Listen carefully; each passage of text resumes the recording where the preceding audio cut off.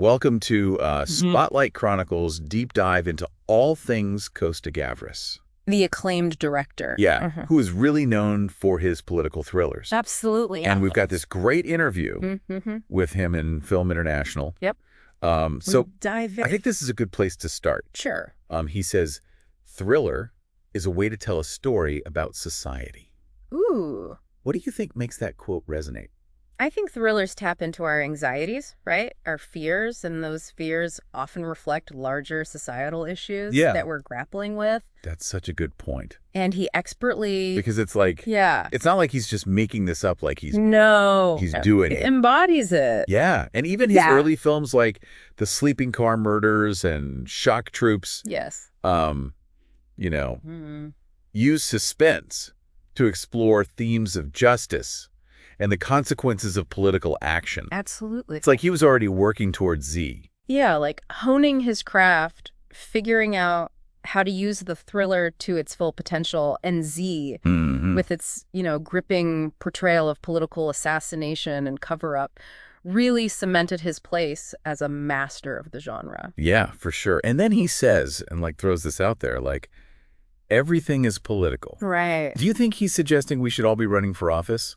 Not quite. I think it's more nuanced than that. Okay. Remember, he's drawing from the original Greek meaning of political, which is tied to the idea of polis, the community. Okay. So he's suggesting that every action, every choice we make impacts the community around us. No. It's about recognizing our interconnectedness and taking responsibility for our role in shaping society. So it's not just about elections and political parties. It's about understanding... In everyday life, yeah. Yeah, how our everyday lives are interwoven. Exactly. With all of this. And he doesn't just talk about it, he does it. He embodies it in his films. Yeah, he tackles really complex contemporary issues. Yes, he does. Chilean coup in missing corporate downsizing in the axe, the world of high finance and capital, even the Greek debt crisis and Adults in the Room. Wow, what a range. I know. Yeah. He's not shying away from anything. No, he's not, and that's what's so great about him. Yet what strikes me is how he manages to make these political films deeply human. Yes. It would be so easy to get bogged down in all of this. And lose the human element. Yeah. But he doesn't. He never does. No. Yeah. He always brings it back to the individual. Yeah, take the confession. Yes. Such a powerful story about a man falsely accused during the Stalinist purges in Czechoslovakia. Yeah.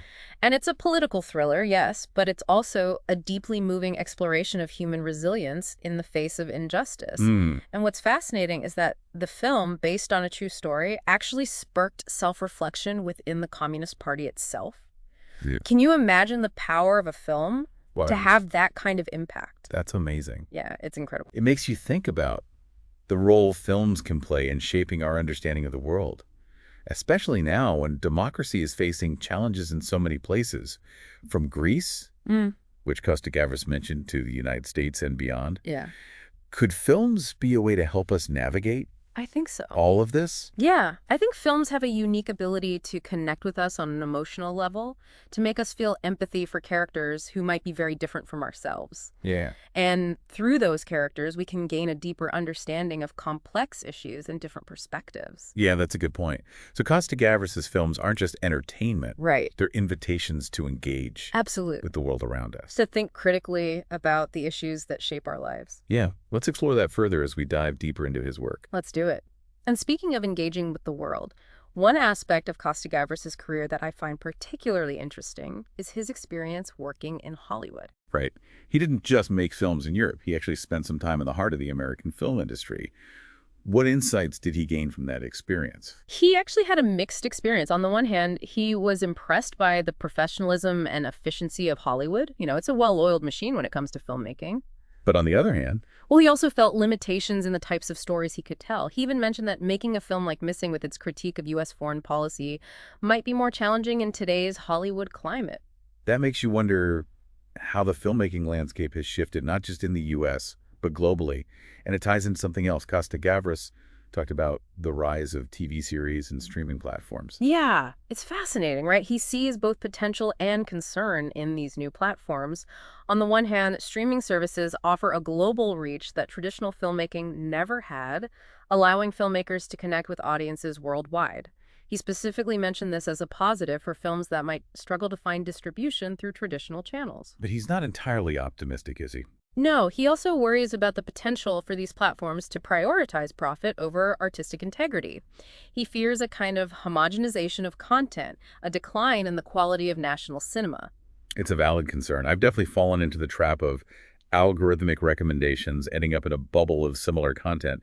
But going back to Costa-Gavras' films and his unique perspective, I was really struck by his views on communism versus capitalism. It's a theme he's grappled with throughout his career, and his insights are more relevant than ever in our current global landscape. Mm. It's not just about the theoretical debate. His films often explore the real-world impact of these systems on individuals and societies. He even went so far as to say that true communism has never been achieved, which is a pretty bold statement. It is, and it's even more interesting when you consider his perspective on China. He argues that their system is essentially a capitalist system operating within a communist framework, a kind of hybrid that defies easy categorization.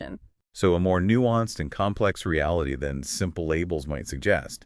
And it raises the question, are these ideologies fixed and unchanging, or are they constantly evolving and adapting in unexpected ways? Exactly. And Costa-Gavras films often explore those gray areas, the complexities that resist simplistic answers.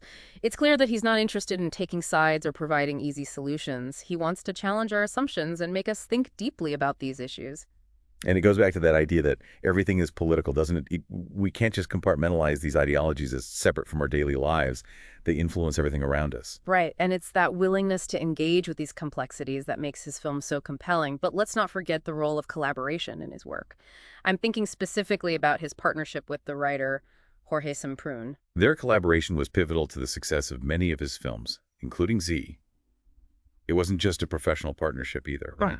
Absolutely not. They were close friends with shared experiences, both personal and ideological, that deeply informed their work, their commitment to social justice, their willingness to challenge the status quo. It all comes through so powerfully in their films. It's inspiring to see how their collaboration transcended cultural and linguistic barriers, driven by a shared passion for storytelling and a commitment to making a difference in the world. It speaks to the power of film, doesn't it? To connect us across borders, to spark dialogue, and to inspire change. But it also reminds us that film is a collaborative art form. The vision of a director like Costa-Gavras is brought to life through the talents and contributions of many individuals working together toward a common goal. That's such a great point. It's not just about the auteur, the solitary genius. It's about the collective effort, the shared vision that makes these films so powerful. And speaking of powerful, I think it's time to delve into one of the most significant aspects of Costa-Gavras' work, which is his ability to make political films that are also deeply moving and emotionally resonant. Yeah, it's interesting because some people might think political films are dry or preachy, you know? Right. But Costa-Gavras manages to avoid that. He does. How does he pull it off? Well, he understands that to truly engage an audience, you need to make them feel something. And he grounds his political narratives in human stories, focusing on characters we can connect with people, with hopes and fears and dreams that transcend political ideologies. Yeah, it's like he's saying, yes, these political issues are complex and important, Right. but they also impact real people in profound ways. Yeah. And we see that play out in his films, whether it's the family searching for their missing son and missing, or the corporate executives struggling with the consequences of downsizing in the Axe. Exactly. He never lets us forget that behind the headlines and the political maneuvering, there are real human lives being affected, and that's what makes his films so powerful and enduring.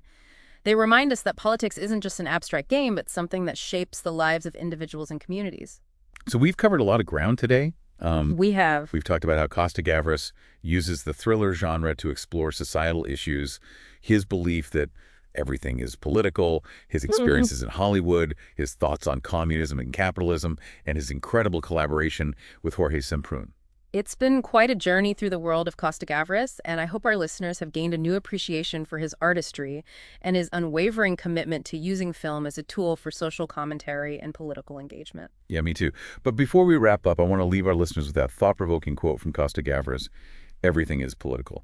If we take that to heart, if we recognize that our everyday choices and actions have political implications, what role can films like his play in shaping our understanding of the world? That's such a great question to ponder. I think, films have this incredible power to transport us to different worlds, introduce us to new perspectives, and challenge our assumptions. So the next time you watch a film, don't just passively consume it, engage with it. Think about the message the filmmaker's trying to convey. Ask yourself, how does this film connect to my own life, my own community, my own understanding of the world? What a powerful way to frame our film viewing experience. Yeah. Thanks for joining us on this deep dive into the world of Costa-Gavras. Until next time, keep exploring, keep questioning, and keep watching those films.